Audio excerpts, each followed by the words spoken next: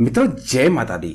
आप देख रहे हैं धर्म शिक्षा। मित्रों आज की इस वीडियो में 7 सावधानियों के बारे में मैं आपसे चर्चा करने वाला हूं जो कि जीवित पुत्रिका के व्रत के समय आपको रखनी चाहिए।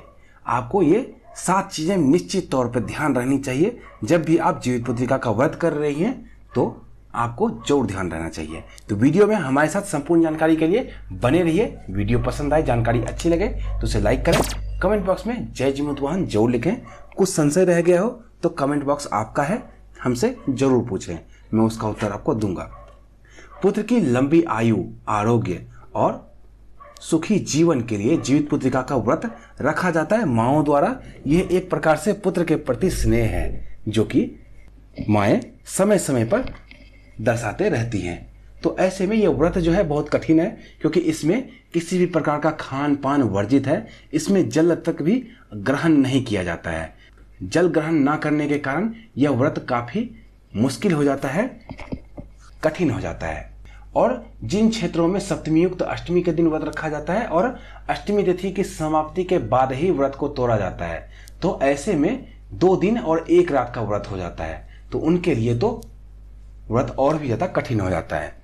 तो ऐसे में सावधानियां निश्चित तौर पे आपको बरतनी चाहिए ताकि किसी भी प्रकार के दिक्कत का सामना आपको ना करना पड़े। आप इतने कठिन व्रत को कर रही हैं तो उसका पूरा फायदा भी आपको मिलना चाहिए।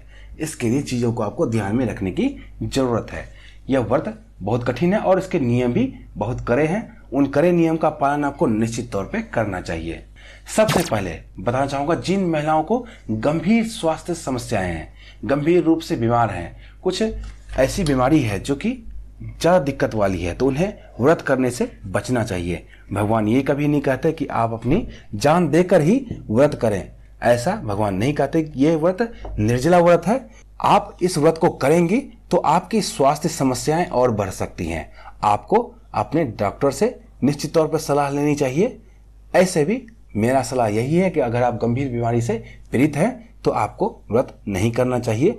ऐसे ही भगवान को प्रणाम करना चाहिए और जीवित पुत्रिका व्रत का कथा निश्चित तौर पर सुनना चाहिए। दूसरा नियम, व्रत के 1 दिन पूर्व ही से ही तामसी भोजन ना करें। प्याज लहसुन मांसाहार का त्याग तो निश्चित तौर पे होना ही चाहिए।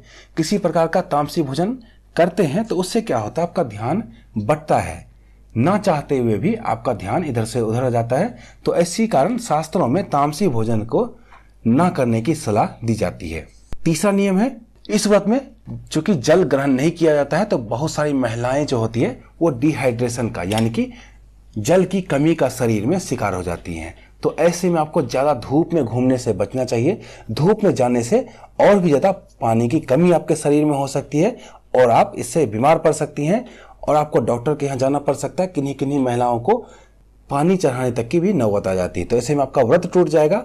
आप नहीं चाहेंगे कभी भी कि आपका व्रत टूटे, तो आपको ज्यादा धूप में जाने से बचना चाहिए, ज्यादा भारी काम करने से बचना चाहिए ताकि डिहाइड्रेशन ना हो जाए। अपने शरीर को शीतल रखने का प्रयास करें, ठंडी जगह में रहें। शरीर ठंडा रहेगा तभी पानी की कमी को आप सहन कर पाएंगे और आपका भी ध्यान भक्ति में लग पाएगा। अगर आप ही शारीरिक समस्या से ग्रसित हो जाएंगे तो आपका ध्यान भक्ति से हटकर अपने शरीर पे चला जाएगा। 5वां नियम, इस व्रत में भूल कर भी कामकाज ना करें। ज्यादा कामकाज करने से आप स्वास्थ्य संबंधी समस्या का सामना करना पड़ सकता है आपको, तो ऐसा करने से बचें। 6वां नियम, संयम का दूसरा नाम ही व्रत है। व्रत का अर्थ ही होता है संयम, यानी कि आप एक नियम में बंधे हुए हैं। व्रत के दौरान मन, वचन और कर्म की शुद्धता आवश्यक है। मन और शरीर को संयमित रखने की आवश्यकता है। आपको मैंने हिंट दे दिया है, आप बाकी चीजें खुद ही समझ सकती हैं।